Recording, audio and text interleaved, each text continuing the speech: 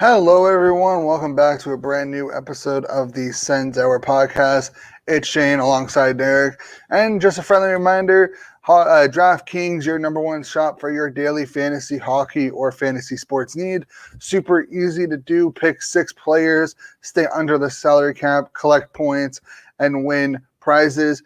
You can use promo code THPN to get entries into multiple different prizes. Totally simple, easy to use. Download the app on your phone at DraftKings and then use promo code THPN. And honestly, if you're a betting man, you should have taken the over against Montreal on Tuesday night because, god damn, that was a high-scoring game. I think the last time we scored that many outside of the Toronto game was the Edmonton loss, which, I mean, that hurt more because we scored 5 and we still ended up losing. During watching the game, what was your reaction seeing some of the goals that we let in and some of the goals that we scored? I mean, starting with the goals that were, let in, I don't know if any one in particular was necessarily a bad goal. So I don't know if you can look back at the game and say, Matt Murray played poorly in this area or should have stopped this shot. I thought he stopped the ones that he should have stopped and let in the ones that probably should have went in. I mean, the unfortunate deflection off Zaitsev's skate that Weber scores, and then Weber gets his second, and Weber can score from there. He's one of the few guys that has a shot that can beat you cleanly when you let him, time and space to let that one-timer go. It's a scary looking shot. So, there's not too many in particular. Even the Toffoli goal, it is what it is. He's probably going to score from there. He beat Brandstrom pretty cleanly around Brandstrom, gets in, scores the goal. He's a goal scorer. Those are the guys that should beat you. So no problem with the ones we let in. On the opposite side, it was really up and down for Carey Price. I thought he made quite a few saves, maybe up to 5 saves that could have easily went in. And then the ones that beat him could have easily been stopped. So a bit of a up and down effort from him. It's been that way all season from Carey Price. Obviously, they're expecting more, and it was a huge win. It was just an exciting game from a Sens fan perspective. We're seeing this young core come together before our eyes, and it's a great thing. Yeah, I agree. I think overall the game was good. The bounce back after giving up a 3-1 lead was huge. They dropped down to 4-3. They came back to tie it.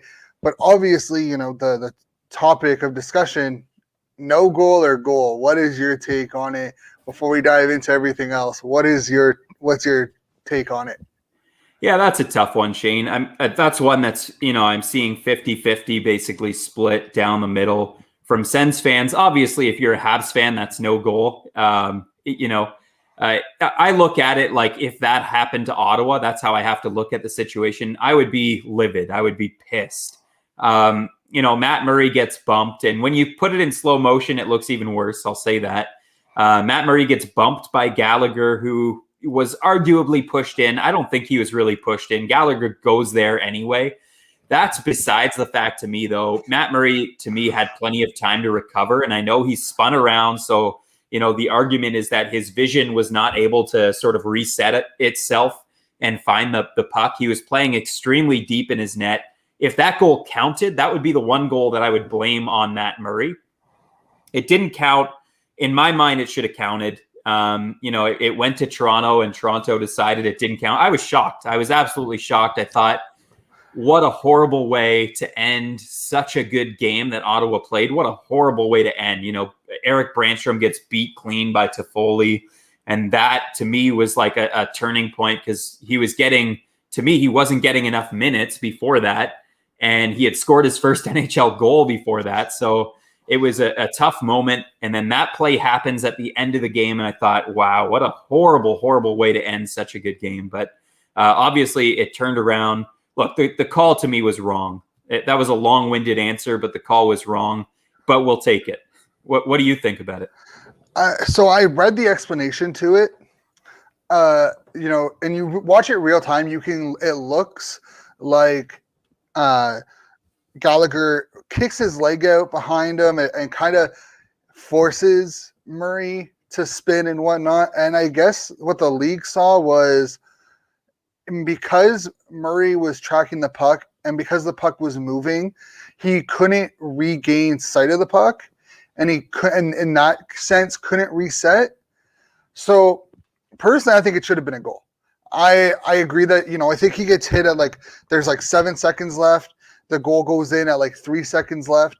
Yeah. The 4 seconds should be enough to reset. But I guess the other thing was that because of Gallagher was in the top of the crease, he took where Murray was originally. And that was probably the deciding factor, was he did impede on Murray's reset. The NHL has been super inconsistent, and it comes back yesterday. I don't know if you watched the Calgary Toronto game. From what I saw, Toronto deserved to win. Oh, excuse me. Toronto deserved to win that game.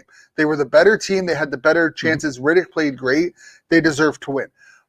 But the tying goal, Hyman just stood in the crease. Literally didn't move, just stood in the crease. My opinion is, if you're in the crease at all, play should be blown dead. I don't care. It should be blown dead. You're in the crease. There's a reason why there's a blue paint. I hate how players can dive into the crease and whatnot. You're putting goalies at risk. In my opinion, there should, and in that way, it shouldn't have counted. But in the rules, I think it's a good goal. Obviously, the NHL didn't think so. And at the end of the day, that's all that really matters. Yeah, like I said, we'll definitely take it. And it was so fun watching 3-on-3 overtime again. I mean, when it was a tie game, I was so excited, with a couple minutes left to watch 3-on-3 again, because we have such an exciting group for 3-on-3 overtime that it makes it makes it fun to watch. Yeah, and I know you mentioned Brandstrom. So yesterday, we all saw it. Brandstrom was sent down to the taxi squad, and people lost their minds. People were absolutely losing their minds. Oh, why Brandstrom? Why is Brandstrom being sent down? Well, 3 minutes ago, Sens Communications just tweeted out, Eric Brandstrom and Matthew Pekka have been recalled from the taxi squad. Derek Stepan has been put on IR, like we all expected, and Logan Brown has been recalled from Belleville to the taxi squad, which, in my opinion, means that he's healthy or getting healthy. And we could probably see him make his debut within the next couple of games. So I know Brandstrom only had 2 shifts after that Toffoli goal, one of them being in overtime, and he had a couple of chances.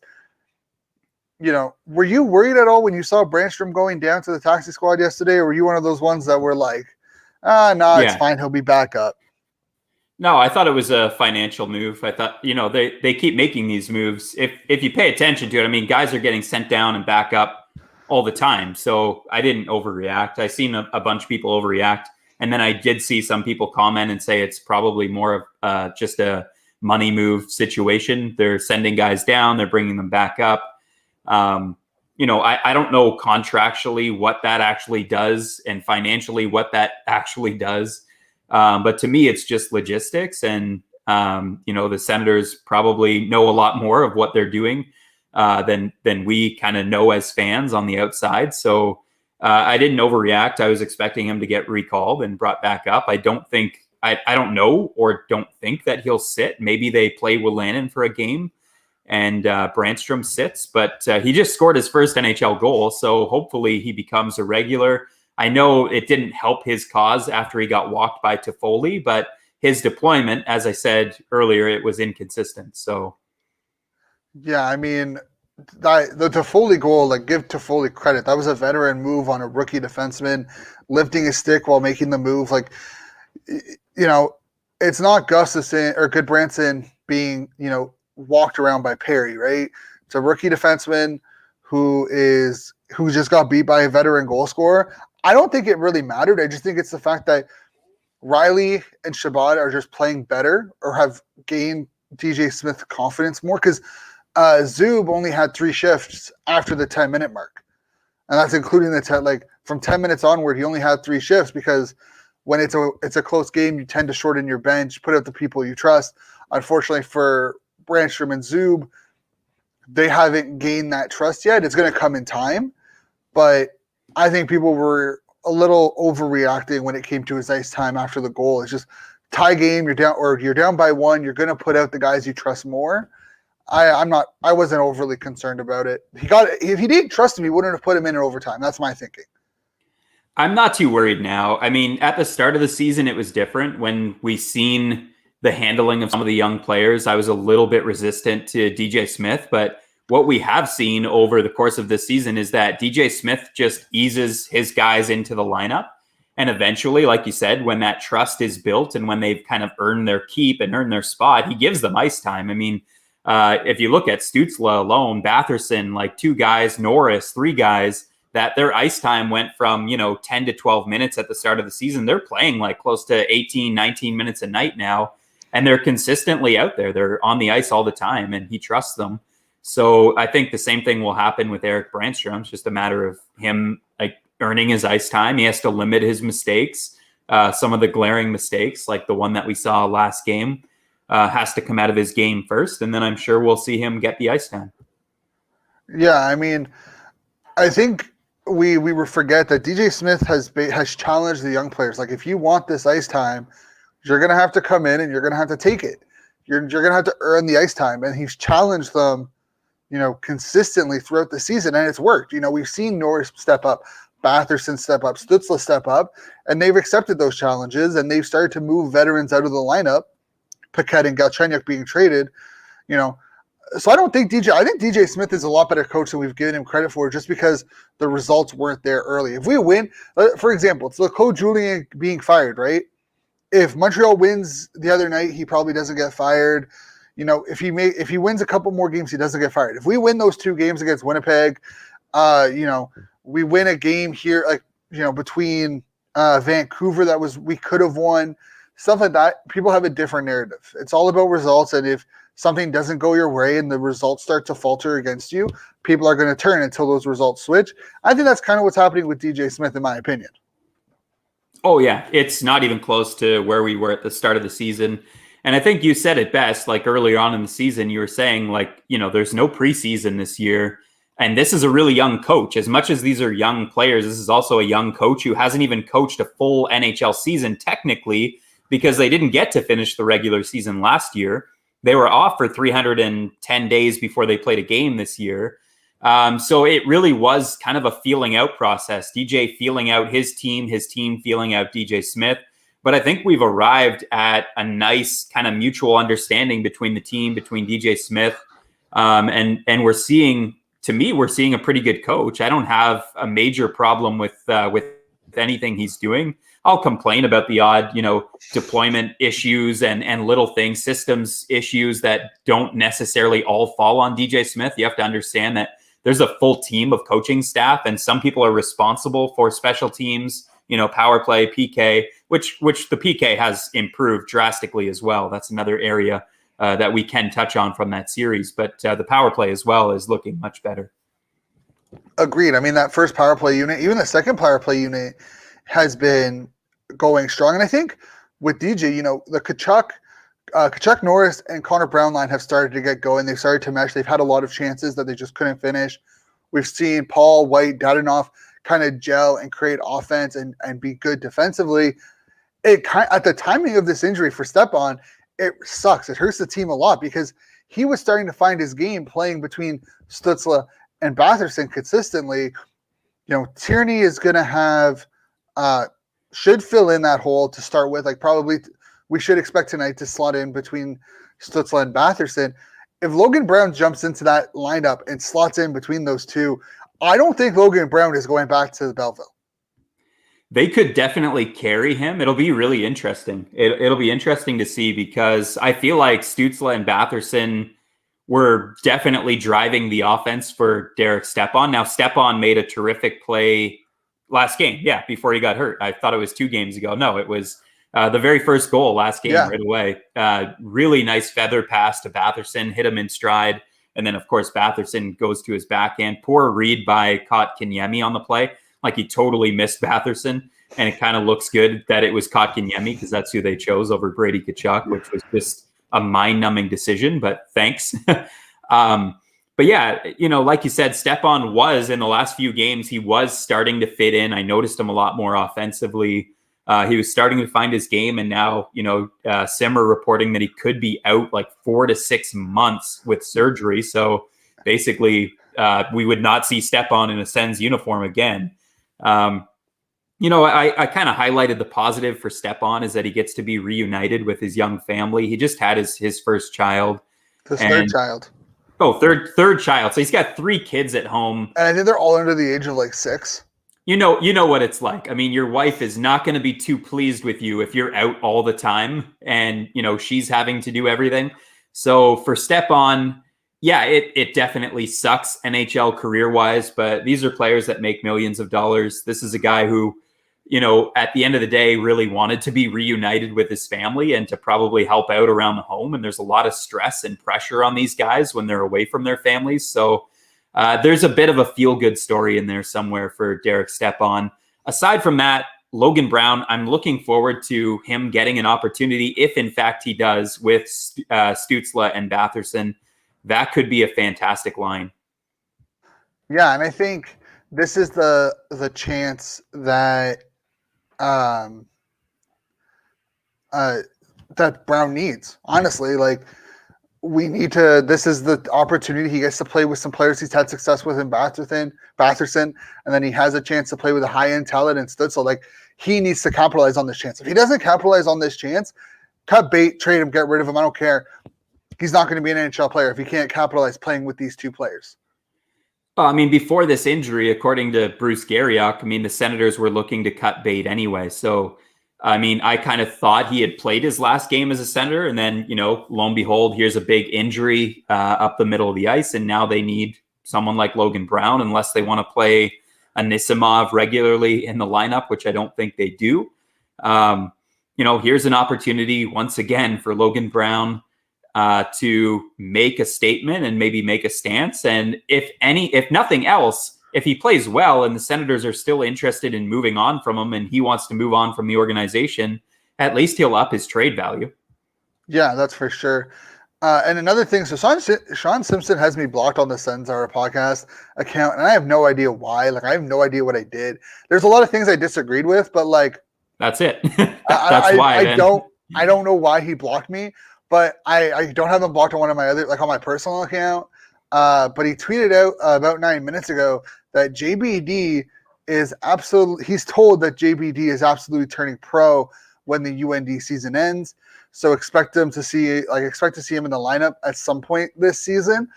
Personally, I don't know how, I believe that JBD will turn pro. I think Pinto will turn pro.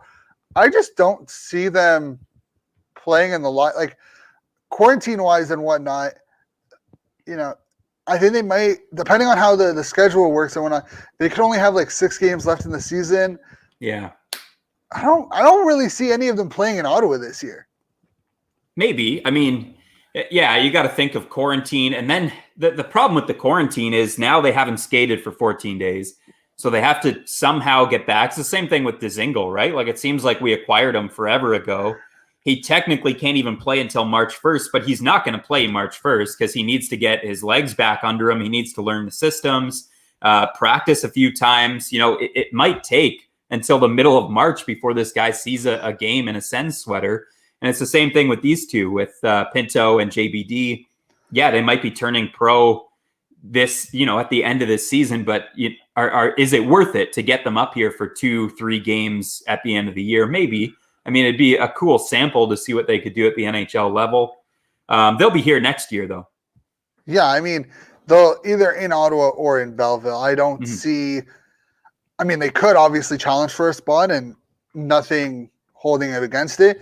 But I wouldn't be surprised if both of them don't start their season in Belleville next year, unless they come in and have a solid super camp. I just don't see it happening. But if JBD goes pro and Pinto goes pro, do you feel like Sanderson might go pro? Do you feel like that's kind of in the realm of possibilities? I don't expect Clevin to go pro. I really don't. I think he's going to be someone who maybe takes 2-3 years, kind of at the end of his junior year, like JBD, to go pro. But Sanderson could easily end up in Belleville next year. Yeah, that one will be Sanderson's choice, really. I think if it were up to the Senators, they'd probably want him in Belleville or Ottawa next year. But it really is about the schooling with Sanderson. I think he said before he was drafted that he wasn't going to rush his decision into coming into the NHL too early. He wanted to take his time, and and he wanted to earn a degree. So, I mean, schooling wise, I think Sanderson could be there for a couple of more years if he decides to. Is he NHL ready next year? Probably. He's such a smart player. He's physically mature. Like, there's really nothing holding him back from becoming an NHLer.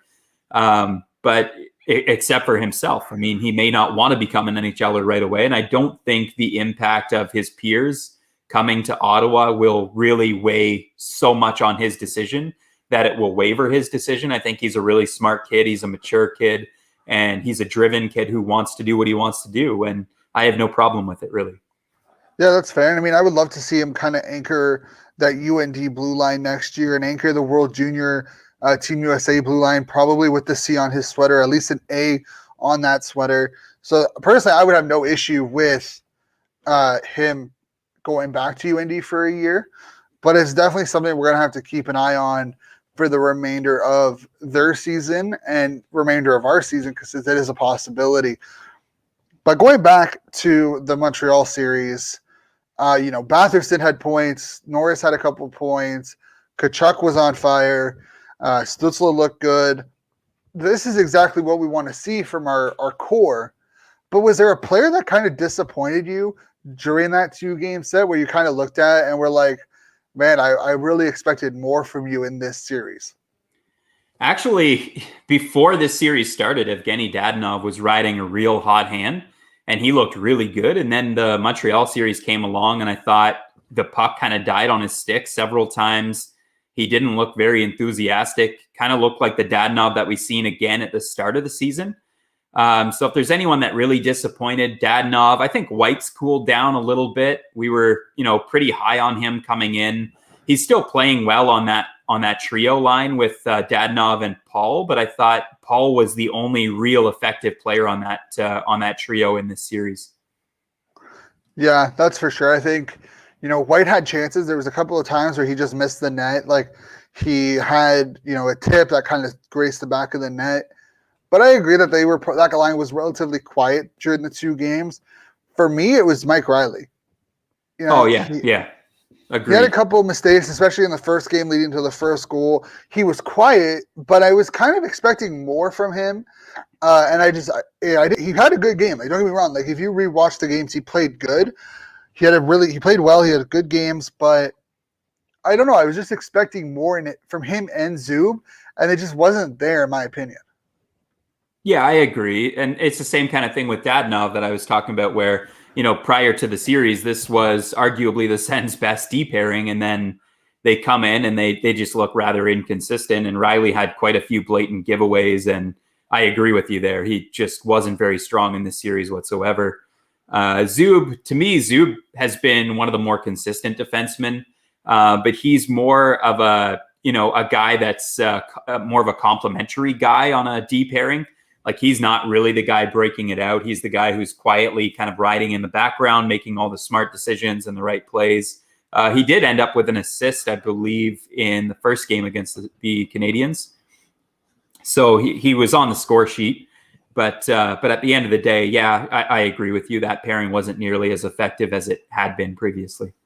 Yeah, and I mean, for me, the biggest positive was Brandstrom. How he kind of, especially the first game without Shabbat, he kind of started to control the play. He had the end-to-end rush where he narrowly missed Watson for that one-timer opportunity that could have easily ended into a goal. But, he definitely looked like the guy that we expected him to be when we traded Stone for him. Yeah, and that's a huge positive sign. For me, the best player in this series was Drake Batherson. I mean, he's a guy who was gripping it a little bit tightly coming in. He got a fortunate bounce in the first one. And then in the last game, he just took over, and he was very special to watch. He was great. Some of those cross-seam passes that he can do on the power play, him and Stützle can both do them. They can find each other in a phone booth right now. That they're really, really good. That was a horrible analogy. That's not the right analogy, but they could find each other in traffic. I don't know. I don't know if there's a better analogy out there, but either way, my point stands that Batherson and Stützle on the power play are both really special, and I noticed them a whole bunch. Stützle could have had a hat trick easily. Like, he was robbed, I don't know how many times by Carey Price, so it was nice to see him score in the shootout, but how many chances did he get? Holy cow. I think he had like 4 or 5 good opportunities that just Price either made a save or he whiffed on. Yeah, there was a couple of times he hit the side of the net instead of hitting the net on the power play on those cross-seam passes from Drake Batherson. So you see them go back and forth on them. I know the game previous, Stützle hit Batherson on the tape with a beautiful pass, and he whiffed on it too. So, I mean, when they start finishing those, it's going to be special. Those are 2 special players. Oh, 100%. And you know what's funny? Last episode, we talked about how they weren't setting up the one-timers. And last game, all they were doing was setting up one-timers. They had flipped them on the opposite off swing to set up those one-timer opportunities, and it almost worked. It worked. It almost worked a couple of times. And I think with this team, like, they're a very young team. Like, everyone's like basically 24 and under right now. These guys are going to learn how to finish at the NHL level. And once they do, especially Stützle, this is going to be a very dynamic team that can win games with its offensive power. Like, this is going to be a better version of the early mid-2000s Ottawa Senators team. Yeah, I completely agree with you. I think, you know, the coaching staff's coming up and the players are coming up kind of simultaneously here. And I botched that word too, but they're coming up together. And, you know, have we reached sort of the height of where it's going to be this season? Or do you think there's another level higher that this team could get? Because right now, this team, if they were playing this way at the start of the season, which would have been impossible with the new group formed together, but let's say, you know, in a dream scenario, they're playing this well at the start of the season, they could probably be in the playoff picture in the North Division right now. Oh, easily. I think this isn't the ceiling for this year. I think if we can work on capitalizing on the opportunities, we could easily go on a run. If we can go on like a run, you know, beating Calgary, if we can win this series against Calgary, we play Montreal next Tuesday on a second end of a back-to-back. If we can get another point there, we could easily see ourselves climbing up the ladder in terms of the standings. And we could be, you know, in the middle of March, end of March, being in that conversation for the 4th, you know, Montreal sliding. So who knows how far they slide. They have a series against Winnipeg. It's all very up in the air, but we could easily see ourselves heading into April fighting for a playoff spot depending on how we continue playing.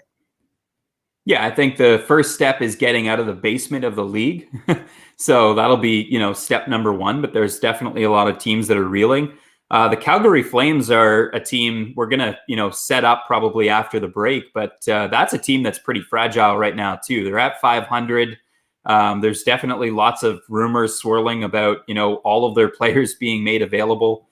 So Treliving kind of dampered the I guess the heat around the rumors right now, but I don't know how real that is either if the right offer came along for one of their players, but they want to mix up their group. They're a 500 team. They expected to be way better, and they were much better at the start of the year. Yeah, and I mean, I think this is a team that could do well. I think depending on I think if they lose this series to Montreal, there will be changes. To Ottawa, yeah. Yeah, like if they lose this series to Ottawa, even if they win one game, if they lose 2 out of 3 of these games and only get 2 points, there will be serious changes because you're going to look at Ottawa jumping from 13 points to 17 points. With you have a game in hand, but you have 3 points up. You know, there's a very big chance that there's going to be changes if you lose this series and you fall behind Vancouver at some point over the next week. Does it mean something more with these teams losing to Ottawa than it does to other teams in the league? Yes, 100%. Because this is a division that people thought they would just run away and hide from Ottawa. Like, Ottawa was going to get a couple of wins here and there because obviously you can't lose every game. But for the most part, everyone thought Ottawa was going to get dominated. And obviously early in the season, we had our games where we looked at it and we're like, damn, like we just sucked. But overall, like we've held our own against Vancouver, against Toronto, where a couple of bounces here and there, the scores are different. Outside of that 5-1 comeback, we held our own against Montreal. We've held our own relatively well against Winnipeg. We've outside of some shoddy goaltending, we've done well against Edmonton. Our only struggle was against Vancouver, really. If we can make those changes, we have those series coming up. If we can get back those games, we'll be fine. And those teams should be looking at it being like, damn, we were expected to fight for the playoffs, make a playoff push, and we're struggling. It's concerning as an organization. Yeah, absolutely. And I think, the more the season progresses, if we see the Senators play this way, because, I mean, if you watch the games, even the ones they were losing, a lot of the times they were, ahead in the possession numbers. They were leading in shots. They actually looked like a pretty decent team. As the season progresses, I think more teams are going to put more respect on the Ottawa Senators.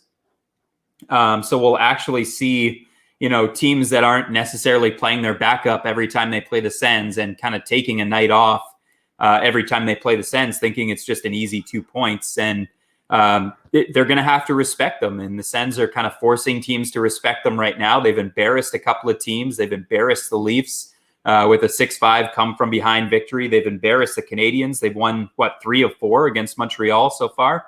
Yep. And could have easily been, 4-for-4 against Montreal. I mean, it could have been easily. They were all 1-goal games. Like every game we played against Montreal has been a 1-goal game. Yeah, which doesn't look good on the Montreal Canadiens, who are expecting to be right at the top of the North Division, who were at the top of the North Division and have now started to stumble. So yeah, I agree. It does mean more to teams losing against Ottawa and losing a series against Ottawa than just losing against any other team in the North Division. Yeah, and it's going to be very interesting because we play Calgary 5 times in the next week and a bit. We play Edmonton right after that, and then we have a game against Toronto, and then we're playing Vancouver, play Calgary. Like we have guys in this month where if we can win against Calgary, Edmonton, Vancouver, we play Toronto twice and Montreal twice as well. This is a month that can either make or break our season. I think at the start of the year, we looked at the North Division as this big, scary monster that was almost unbeatable for the Ottawa Senators. And as the season progresses, Ottawa's fit right in. So, they're just becoming a part of that. And the North Division to me, it doesn't look as strong anymore. I mean, I think the problem with the North Division is that it's very like tight. There's not, outside of Toronto, who's kind of run away and hid, they're 8 points up on Edmonton for first, which I think most people expected. There's 6 points that split, fifth and second, and there's only 4 points that split fourth from second. It's a very tight knit division. And Montreal and Winnipeg also have 3 games in hand over Edmonton, who sits second, and and Toronto, who sits first. But it's a very tight knit group. You're not going to win a lot of series. If Ottawa could have taken a win from Edmonton and taken a win from Vancouver, we're looking at a completely different situation. Even Winnipeg, where we win one of those games, like we're looking at a completely different situation, and that's why losing or these losses are so impactful, and losing so many in a row can end up hurting a team, especially like a team like Montreal. If they continue to lose, they can be on the outside looking in relatively quick. Yeah, agreed. I mean, losses that should have been wins. I mean, the Senators have had a few of those. They're definitely detrimental when you look at the standings and when you're playing the same teams all the time. And those teams, you're giving them 2 points. You're sacrificing the 2 points. Every game becomes a 4-point game that we used to have with interdivision play. But now that's every game. So that's why, the standings are such an interesting thing to watch in every division, but in the North Division, especially with that balance being so close. Yeah, it's ridiculous that, like, even overall, it's been a relatively close year. There's no one, again, Toronto's kind of started to run away and hide from the league, which most people probably expected being in the Canadian division. But, if you look at the Discover Central, Chicago has played 20 games, they're at 24 points, but Carolina, Tampa, and Florida are all within like a point of each other, and Tampa has a game in hand over Carolina and Florida. Like, the divisions have been relatively close all year, which, I mean, if you're the NHL, you kind of like, because by the time you hit February or April, you're going to see these games ramp up, and you're going to head into a very, very intense playoffs. Absolutely. And the hate. I mean, you see the hate. I mean, just in this Montreal series alone, Tkachuk in any other game, he's not running Sherrod over and then dropping the mitts and fighting in that situation when they're ahead 2 goals in the first period. But you could see how much hate these teams have for each other because they keep playing each other. And, that's been something else that's kind of fun to watch. Yeah. And it's just, I think if Ottawa can continue playing like this, we'll be fine, and we'll be not battling necessarily for a playoff spot, but we would be battling with the bottom 3 teams and playing spoiler along the way.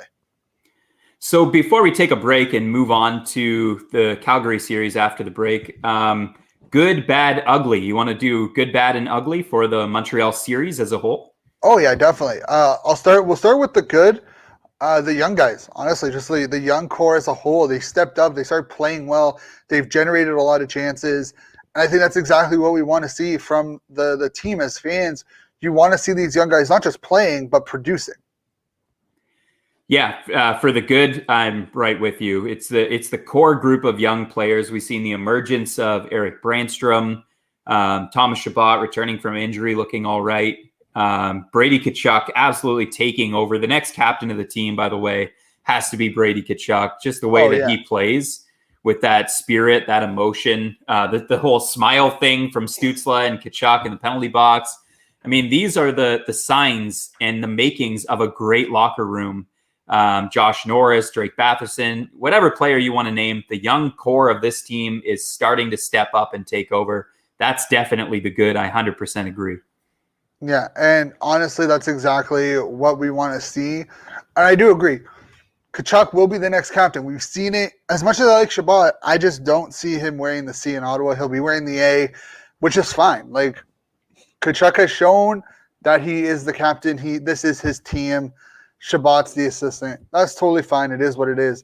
But for me, going to the bad, honestly, it's still the lack of finish. I know we scored 4 goals against Montreal. We scored. I think it's combined 7 goals against Montreal in the 2 games, but we could have had more. There's a lot of chances that we just couldn't capitalize. It allowed Montreal back into the games. They ended up tying it and whatnot. For me, the lack of finish is still the bad. Once you finish that up, this team's going to be dominant. Yeah, very similar. To the bad for me was the fact that Ottawa surrendered their 3-1 lead, and eventually Montreal took over to a 4-3 lead, and Ottawa had to tie the game later on. So that's the bad for me. You can't surrender a 3-1 lead. You have to find a way, even as a young team, find a way to lock it down and secure victory. So that's the bad for me. Yeah, they're learning to win those games. They've won a lot of 1-goal games, which is exactly what we want to see. For me, it's hard to pick an ugly from this series because we played so well both games. But I think the ugly still, there's still some defensive turnovers where there's a couple of pressure situations where people overreact and make the wrong play. Excuse me. So for me, that's kind of the ugly. It's just the inability to exit zones properly at times and getting stuck in our own zone longer than we should. For this one, I'm going to do something a little bit different and take an unbiased look and say the ugly was that disallowed Montreal goal that ultimately would have gave them the victory. I think it was ugly because the league is so inconsistent when it comes to these calls that we have absolutely no clue what the call is going to be. Sitting at home, I was absolutely shocked that call was overturned and that the Senators got to play overtime, eventually winning in a shootout. To me, that was the ugly, and it's ugly on the league, not necessarily ugly on the Ottawa Senators. So I'll go that route.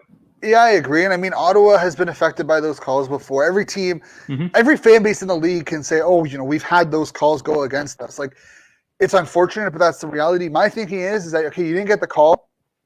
What stopped you from going out there in overtime and getting a win? What stopped you from going out there in a shootout and getting the win? Use it as an excuse all you want.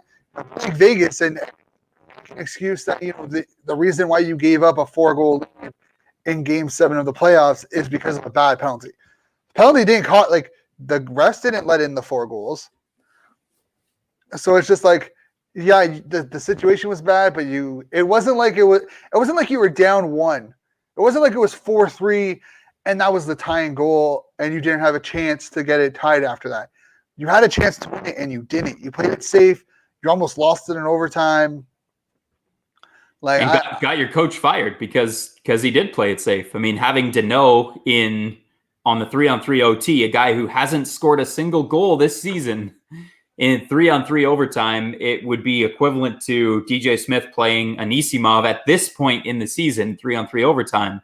And fans were losing their mind. I've seen, Habs fans were losing their mind all over Twitter. But the fact is, like you said, they got outplayed in this series. They got outplayed in this game. Did they deserve to even be in this game? Absolutely not. Carey Price made probably 3 to 5 10-bell saves, and he let in a couple of that shouldn't have went in. I'll say that. But at the end of the day, Ottawa should have won this series, and they did. Yeah, I agree 100%. So with that, we're going to go to break. Thank you all for tuning in so far. Remember, follow us on Instagram, Twitter, and YouTube. We'll be right back after this quick break, and we'll be back to talk about the Flames series, which will be a fun one.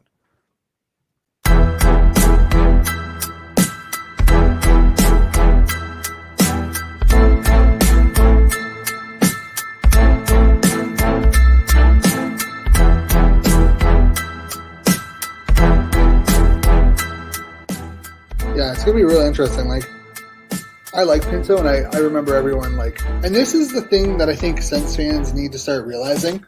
We need to stop looking at the draft. We really need to stop looking at a player being like, he was drafted way too early. You know who you can make an argument who was drafted way too late? Mark Stone. 6th round pick, and now he's making $9.5 million. Pajot, drafted I think in the 5th round and making $5 million. Hoffman. Welcome to the Sens Hour podcast, your number one source for Sens content, part of the Hockey Podcast Network, hosted by Shane from Ottawa and Derek from Muskoka, almost near Leaf Country out here. But I think Clevin was right up there because they traded up to get him with the Leafs. And again, they passed up some talented players for a guy like Clevin. But now Clevin's all of a sudden looking like a talented player himself. Like that goal that he scored in the third game in UND was outrageous. It was just not something you're expecting from the Twitter scouts, especially. Sens Hour Podcast, your number one stop for all your Senators content. New episodes coming at you every Monday and Thursday, part of the Hockey Podcast Network. Have a good one. Stay safe. Take care. And we are back. Thank you all for joining us. And it is time for our second half of the show. Talk about the Flames. Preview 3-game sets starting on Thursday night in Ottawa. And then we play Saturday afternoon at 1 and then Monday night at 7 o'clock. They're coming off a very disappointing 2-1 loss. They got scored on with under 2 minutes to go in a 1-0 game. They basically kept Toronto shut out up until that point. They lost 2-1 in overtime to William Nylander, back-to-back goals. This team should be angry, but I'm not sure who's going to be in net. I don't think they're going to play David Riddick again because he played extremely well. I don't know if Markstrom's back. We could be seeing their AHL goaltender that honestly I don't even know how to pronounce his name. I'm not going to take a stab at it because I haven't seen who this guy is yet, but I'll take a look and I'll see if I can give it a shot later. But if you've listened to the entire show so far, you know that I've already botched a couple of things, so that might be hard to do. I'm expecting Ottawa to play another solid game. They've got Calgary on a back-to-back here.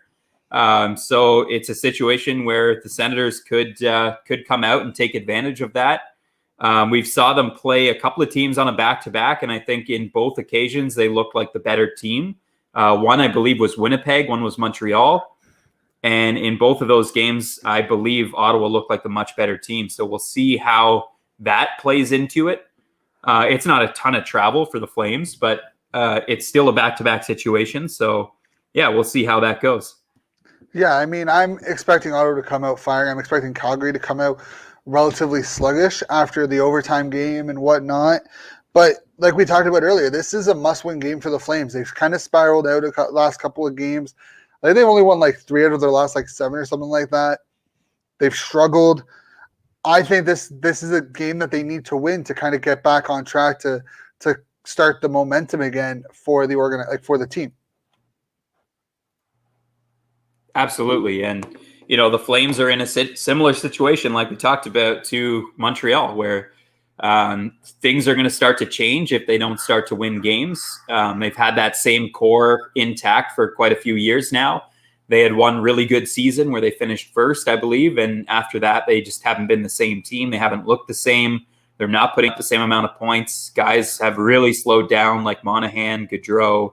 Matthew Tkachuk has stayed consistent. I think that's the one, player that they have in their lineup that's probably stayed more consistent than the other guys. But some of the other ones have really slowed down. And they don't pack the same sort of punch that they used to, in my opinion. Yeah, I mean, I've seen a lot of Flames fans asking for Jeff Ward to be fired, so I don't know if maybe there's a coaching situation going on in there where I know he's only been there for a year and a half. He's very much in the same sense that DJ Smith is. But when you're paying $900,000 to a coach, you get what you pay for at that point, right? I think I've been very confident in DJ Smith. I've been very, defendant of him for the most part. I have my own issues with some of the things he's done. But clearly there's an issue in the organization. I don't know what it is. I don't know if it's the players or the coach, but something needs to give. And maybe they look at moving the core because I think this would be their third or fourth coach that they bring in under this same core. So I think it's probably possible that like Monahan and Gaudreau are out of there before they fire Ward.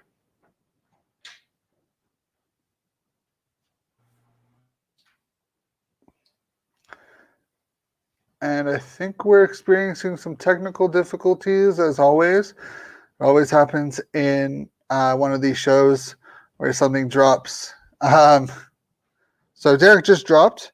So we'll continue it. So we'll be right back real quick. We'll take a quick break again. Sorry for the inconvenience, but we'll be right back.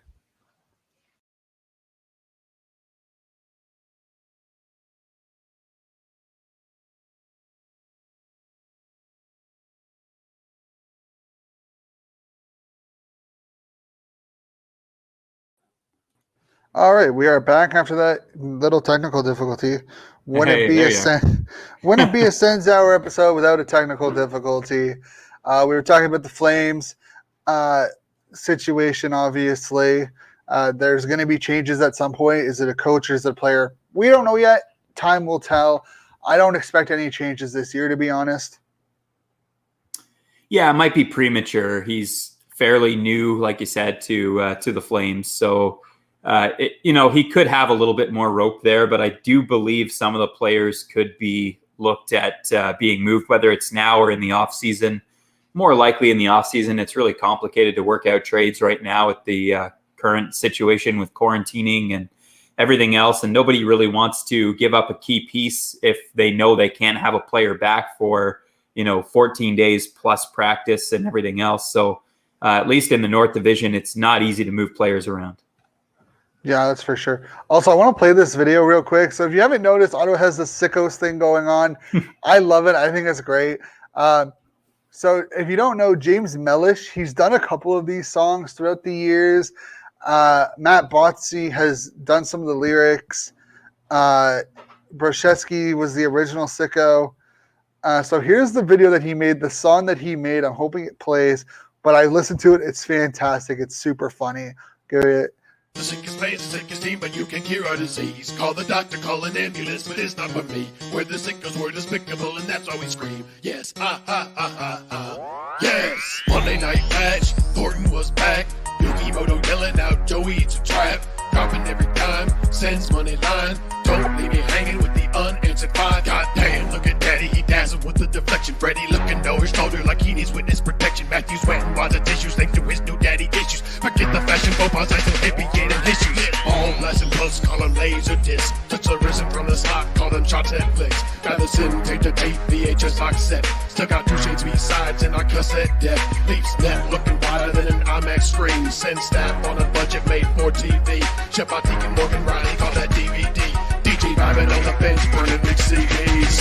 Plays the sickest team, but you can cure our disease. Call the doctor, call an ambulance, but it's not for me. We're the sickos, we're despicable, and that's why we scream. Yes, yes. Plays the sickest team, but you can cure our disease. Call the doctor, call an ambulance, but it's not for me. We're the sickos, we're despicable, and that's why we scream. Yes, yes. Leafs lose, let me hear you, ha ha ha. Habs lose, let me hear you, ha ha ha. Zoo crew, let me hear you, ha ha ha. Jimmy Stew, let me Cat, let me hear you, ha ha ha. Martin Havlat, let me hear you, ha ha ha. Mark Mathot, let me hear you, ha ha ha. If it ain't sicko talk, it's just blah blah blah. DJ, take your head and shake it. We can finish in the basement, dress the kids and keep them playing. That's all that's in Twitter saying. We just want more dudes like goals, skating pucks from coast to coast. If we want to watch it dub, we'll subscribe to Crunchyroll. But let's just make one thing clear: winning must begin next year. Cause then we'll be standing here, sporting our Sensicko gear, living through your window panes, cackling through every game. Go Sens, go! Space is sick team, but you can cure our disease. Call the doctor, call an ambulance, but it's not for me. We're the sickos, we're despicable, and that's why we scream. Yes, ah, ah, ah, ah, ah. Yes, it's space is sick team, but you can cure our disease. Call the doctor, call an ambulance, but it's not for me. We're the sickos, we're despicable, and that's why we scream. Yes, ah, ah, ah, ah, ah. Yes. That was the funniest thing I have seen in yards of Sens Twitter. James Mellish, you are a beauty. Like, the work you do is fantastic. We got to get him on. Let's get him on the show. Oh, 100%. Got to do it. I'll send him a message. We're going to make that happen. James Mellish, yeah, he's going to say yes. He's coming on our show. That's the best one yet. And, man, he has dropped some dimes on us, but that one, holy cow. This was so good. That's next level. I love it. If you want, you can check out his Twitter is Silver Seeker MTG. Fantastic work. Has a bunch of stuff. He's just a beaut, not gonna lie. That's unbelievable. That really is, like, the clever lyrics. Holy cow, that is mind blowing. They should play that at home games when we're allowed back in the building. That should be the goal song. I mean, the thing is, though, he's from St. Louis. So he doesn't live in Ottawa, but man, he makes some buttes of some. He does. Oh man, I love his stuff. It is so fun. Oh, absolutely. We're gonna get him on the show, 100%. He's gonna come on the show for sure to talk about some of these songs and where the inspiration comes from. But the lyrics, wow, that is some clever work. Like, just the work in there, that's insane. That's talent. Yeah, I agree. So before we wrap up the episode, I know we kind of drifted off from the Flame stuff because realistically, it's very much the same thing. It's important to win. Don't lose. Play solid hockey. It's a 4-point swing. They're going to come at you hard. Deep. Yeah, get pucks in deep. Yeah, first on puck. All that good stuff. So I guess practice is over for the team. So here's some quotes from DJ Smith according to TSN 1200. Stützle is good enough to play any position, but you don't want him to put in a place where it would hurt his development. He hasn't really played center in 2 years, didn't in Germany and didn't at the World Juniors. So personally, I don't see them moving him back to center. I think that's kind of DJ being like, he might just be a left winger. Yeah, it's a constant debate. Honestly, I think they'll try it. Dzingel's going to come in. We've got another left winger that you're going to want in the lineup, and whether you want him playing fourth line or not, I'm not sure. We can't get stuck on the numbers. We talk about that all the time, numbering the lines. Like last game, we seen Austin Watson play a lot because he had a good game. So, traditional fourth liner, but he was out there hitting people and creating offense. So don't get too hung up on the lines. I agree with you. I think long-term, I see Tim Stützle as a left winger, not a center. But I do think they're going to try it on at least. So I do feel like near the end of the season, at the later stages of the season, we're going to see Stützle try at center, maybe not play as well, and then go back to left wing. Yeah, that's fair. I can see that happening. Another quote with our boy Logan Brown. The plan is for him to skate today with the extras, obviously, with Mandalozzi and whatnot, with Wolanin, to work on some skill stuff and to see where we're at. And he's going to practice tomorrow, I guess, with the main crew, see where we are. He has to practice with us and get up to pace. So could we see Logan Brown make his season debut on Sunday afternoon or Saturday afternoon or Monday night? That's to be determined. But it sounds like he will be in the lineup within the next this series at some point. There you go. And how about I don't see any update on Högberg. He's week to week. So I guess could we see a Decord start then? I don't think so. I think possibly Monday night. I see Decord getting the Monday night nod and putting in Murray back in on Tuesday night against Montreal in Montreal. Some of that might depend on how well Matt Murray plays in this series. So, if he's really struggling, will they hesitate to give Joey Daccord his second ever NHL start? Probably not. If he plays really well, they probably don't want to mess with what's going on and take him out of the net. So he probably gets all the games. That's the way I see it. Yeah, I don't know if they'd be willing to. Honestly, I could see them resting, calling up Mandolozzi on Monday night and having Daccord start. Mandolozzi as the backup to make sure that whatever happens, Murray doesn't play, so he can play on the Tuesday night in Montreal. That way, if there's anything, like, he doesn't have to worry about playing, kind of what Toronto's done with Anderson from time to time. I think that's a smart thing to do, so I would not be surprised if Ottawa does it as well.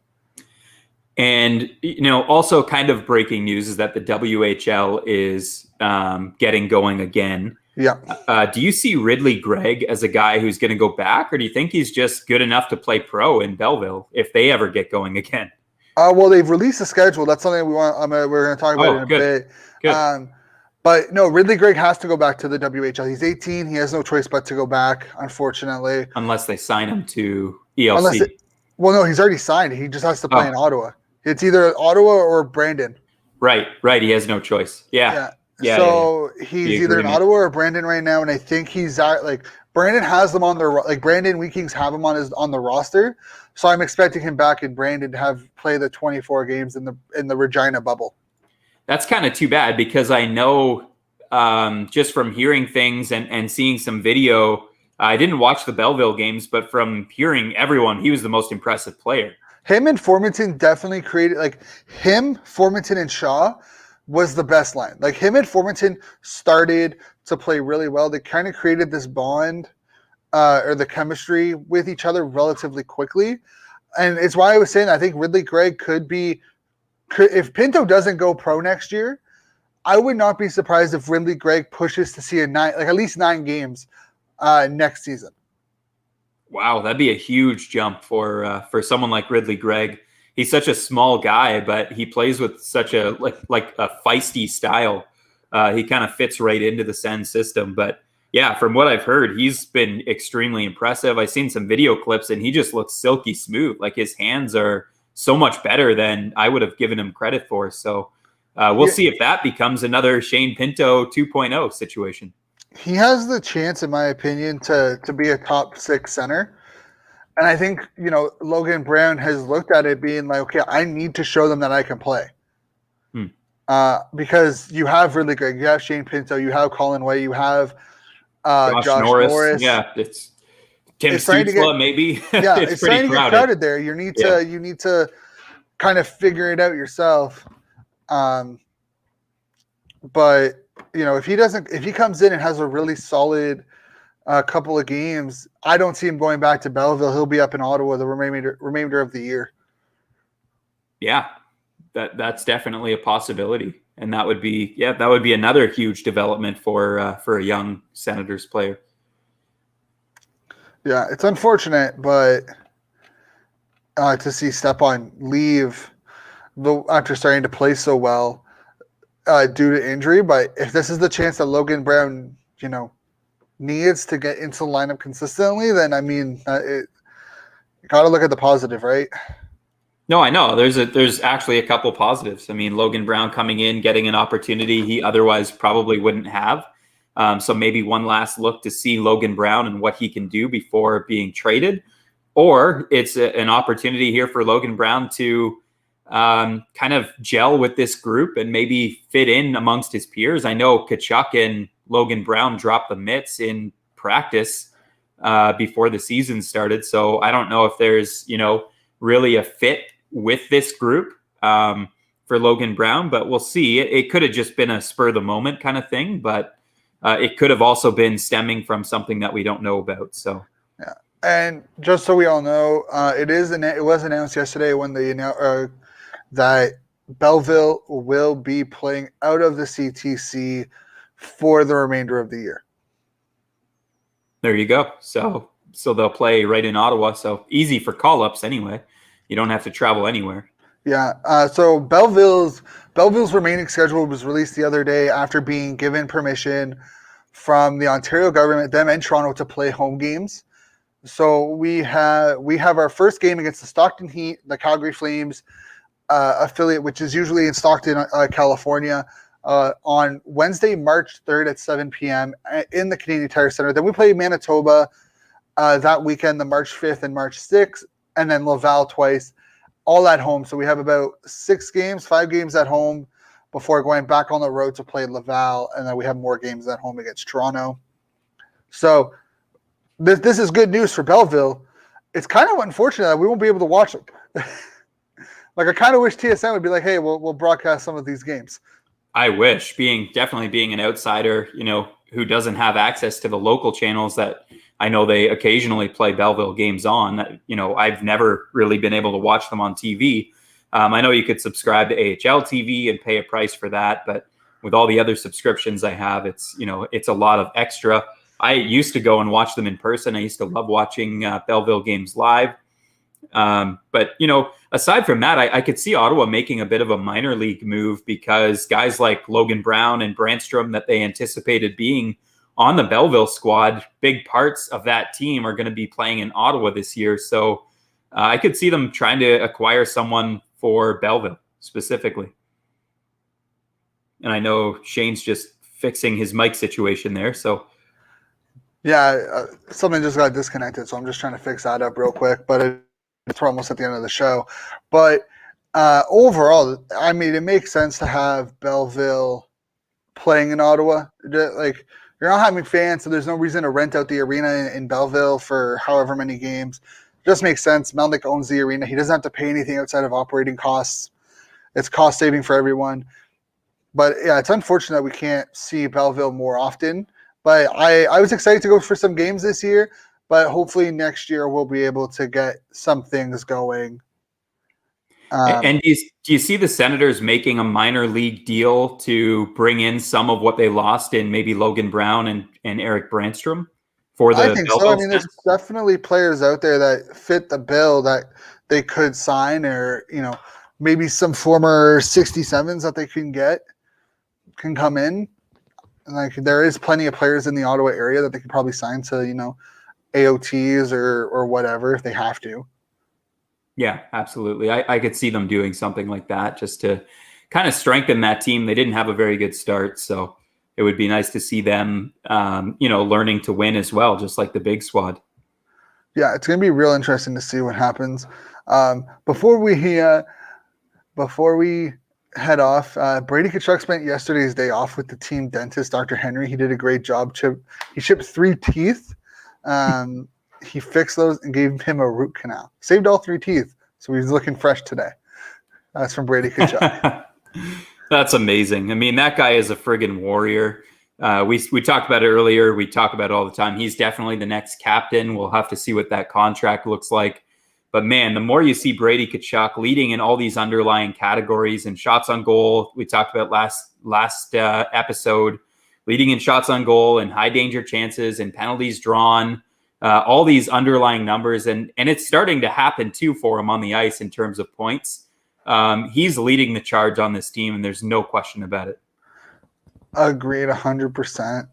And hopefully we see a C on his jersey next year and whatnot. But that'll be all for today's episodes, folks. Thank you all for tuning in. Remember, customizedsports.com. Use promo code SENSHOUR to get 10% off of your order. Check out DraftKings. Use promo code THPN for your new members. And if you're in the Ottawa area, check out the Wellington Diner, #1 shop for your game day food. They're on Skip the Dishes. You can call for a takeout and whatnot. Definitely a good place. One of my favorite diners, restaurants in the Ottawa area. And remember, guys, stay safe. Thank you all for coming and follow us. Sens_hour, Twitter, Instagram, Facebook, YouTube.